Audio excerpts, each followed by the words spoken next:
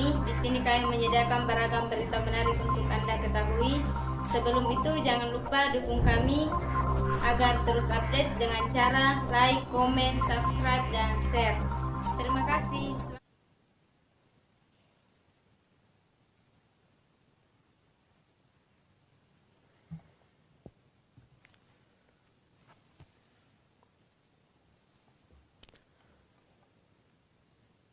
Assalamualaikum warahmatullahi wabarakatuh. Bapak, Ibu, saudara-saudara sebangsa setanah air, pagi tadi saya telah memimpin rapat terbatas secara virtual tentang Undang-Undang Cipta Kerja bersama jajaran pemerintah dan para gubernur. Dalam undang-undang tersebut terdapat 11 klaster yang secara umum bertujuan untuk melakukan reformasi struktural dan mempercepat transformasi ekonomi. Adapun klaster tersebut adalah urusan penyederhanaan perizinan, urusan persyaratan investasi, urusan ketenagakerjaan, urusan pengadaan lahan, urusan kemudahan berusaha, urusan dukungan riset dan inovasi, urusan administrasi pemerintahan, urusan pengenaan sanksi, urusan kemudahan pemberdayaan dan perlindungan UMKM, urusan investasi dan proyek pemerintah, serta urusan kawasan ekonomi. Dalam rapat terbatas tersebut, saya tegaskan mengapa kita membutuhkan Undang-Undang Cipta Kerja. Pertama, setiap tahun ada sekitar 2,9 juta penduduk usia kerja baru, anak muda yang masuk ke pasar kerja, sehingga kebutuhan atas lapangan kerja baru sangat-sangat mendesak. Apalagi di tengah pandemi, terdapat kurang lebih 6,9 juta pengangguran dan 3,5 juta pekerja terdampak pandemi COVID-19. Dan sebanyak 87% dari total penduduk bekerja memiliki tingkat pendidikan setingkat SMA ke bawah, di mana 39% berpendidikan sekolah dasar. Sehingga perlu mendorong penciptaan lapangan kerja baru, khususnya di sektor padat karya. Jadi, Undang-Undang Cipta Kerja tujuan untuk menyediakan lapangan kerja sebanyak-banyaknya bagi para pencari kerja serta para pengangguran. Kedua, dengan Undang-Undang Cipta Kerja akan memudahkan masyarakat, khususnya usaha mikro kecil, untuk membuka usaha baru. Regulasi yang tumpang tindih dan prosedur yang rumit dipangkas. Perizinan usaha untuk usaha mikro kecil UMK tidak diperlukan lagi, hanya pendaftaran saja. Sangat simpel. Pembentukan PT atau perseroan terbatas juga dipermudah. Tidak ada lagi pembatasan modal minimum. Pembentukan koperasi juga dipermudah. Jumlahnya hanya 9 orang saja. Koperasi sudah bisa dibentuk. Kita harapkan akan semakin banyak koperasi-koperasi di tanah air. UMK, usaha mikro kecil yang bergerak di sektor makanan dan minuman. Sertifikasi halalnya dibiayai pemerintah. Artinya gratis. Izin kapal nelayan penangkap ikan misalnya, hanya ke unit kerja Kementerian KKP saja. Kalau sebelumnya harus mengajukan ke Kementerian KKP, Kementerian Perhubungan, dan instansi-instansi yang lain. Sekarang ini cukup dari unit di Kementerian KKP saja. Ketiga, Undang-Undang Cipta Kerja ini akan mendukung upaya pencegahan dan pemberantasan korupsi. Ini jelas karena dengan menyederhanakan dengan memotong, dengan mengintegrasikan ke dalam sistem perizinan secara elektronik, maka pungutan liar, pungli dapat dihilangkan. Namun, saya melihat adanya unjuk rasa penolakan Undang-Undang Cipta Kerja yang pada dasarnya dilatar belakangi oleh disinformasi mengenai substansi dari undang-undang ini dan hoax di media sosial.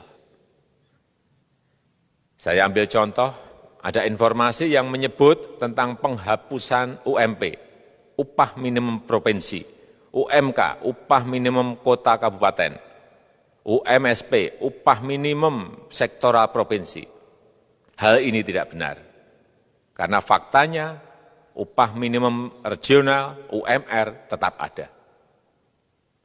Ada juga yang menyebutkan bahwa upah minimum dihitung per jam. Ini juga tidak benar. Tidak ada perubahan dengan sistem yang sekarang. Upah bisa dihitung berdasarkan waktu dan berdasarkan hasil.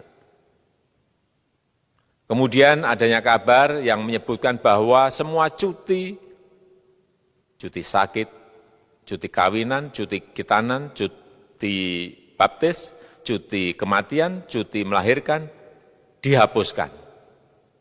Dan tidak ada kompensasinya.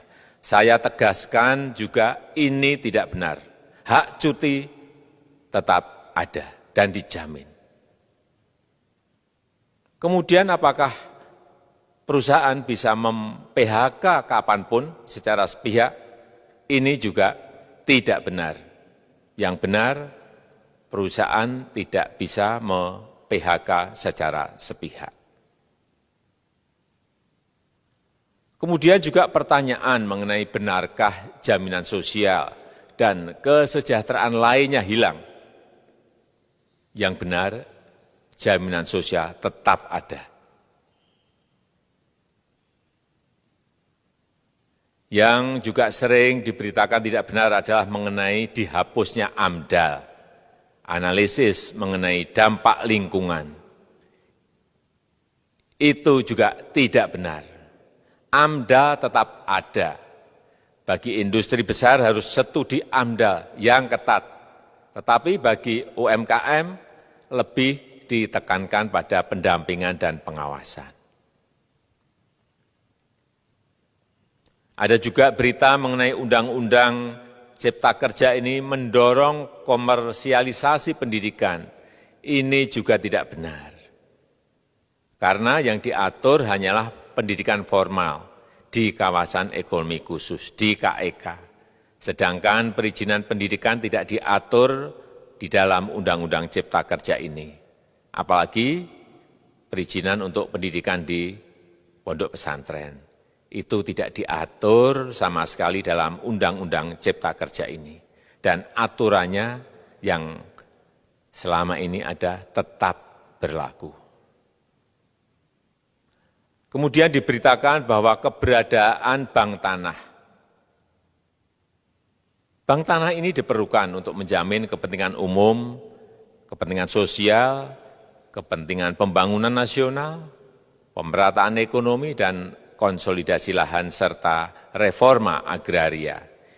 Ini sangat penting untuk menjamin akses masyarakat terhadap kepemilikan tanah, kepemilikan lahan.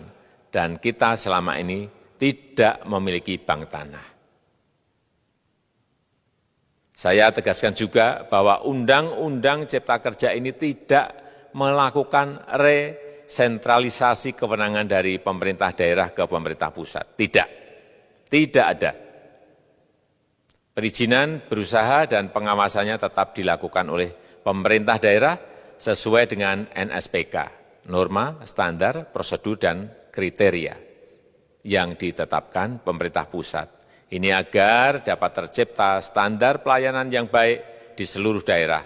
Dan penetapan NSPK ini dapat nanti akan diatur di dalam PP atau peraturan pemerintah.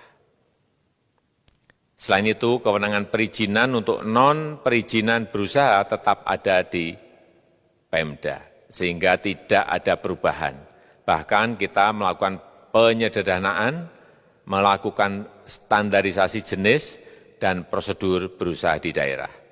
Dan perizinan berusaha di daerah diberikan batas waktu. Ini yang penting di sini. Jadi ada service level of agreement. Permohonan perizinan dianggap disetujui bila batas waktu telah terlewati.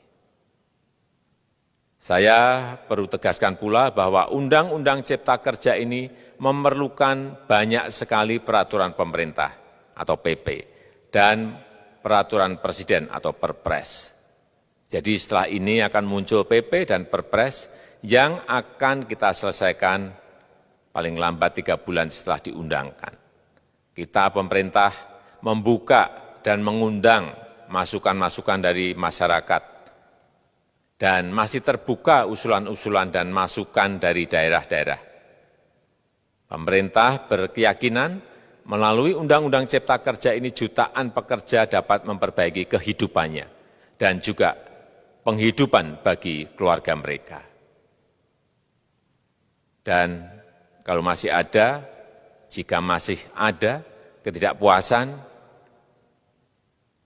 terhadap Undang-Undang Cipta Kerja ini, silahkan mengajukan uji materi atau judicial review melalui MK, Mahkamah Konstitusi. Sistem ketatanegaraan kita memang mengatakan seperti itu. Jadi, kalau masih ada yang tidak puas dan menolak, silahkan diajukan uji materi ke MK. Saya rasa itu yang bisa saya sampaikan pada kesempatan yang baik ini. Terima kasih. Wassalamualaikum warahmatullahi wabarakatuh.